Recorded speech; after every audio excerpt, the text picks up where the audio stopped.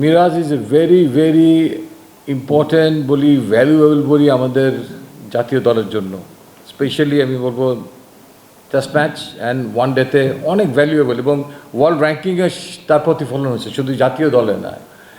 এবং ইতিপূর্বে ওয়ার্ল্ড কাপে আপনারা দেখবেন যে আমরা ওই সময় একটু পিছিয়ে কিন্তু রেখেছিলাম মিরাজকে, কারণ একটা খেলোয়াড় যদি ইনজোর্ড হয়ে যায় 3টা ফরম্যাটের জন্য সে পিছিয়ে পড়ে।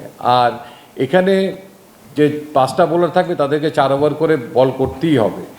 তো সেই ক্ষেত্রে যেমন শেখ মাহাদি কিছুটা এগিয়ে আছে, and at the same time আমাদের হাতে যদি অপরচুনিটি থাকতো যে নাহিদ রানা অন টাইম আমাদের সঙ্গে আছে, তাহলে কিন্তু হয়তো আমরা 5টা সিমারের জায়গায় 4টা সিমার নিয়েও অ্যাকোমোডেট করতে পারতাম, ওইদিকে একটা ব্যাটসম্যান বাড়াতে পারতাম।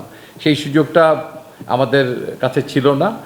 তো আমরা সবাইকে অ্যাকোমোডেট করতে পারবো না। আপনি যদি দেখেন লিটন দাস যদি 3 হয়, তাহলে মিডল অর্ডারটা খেলার জন্য ওখানে কিন্তু তহিদ হৃদয়, শামীম হোসেন অ্যান্ড অনিক আছে, তার পাশাপাশি শান্তর নামটা ওখানে আছে।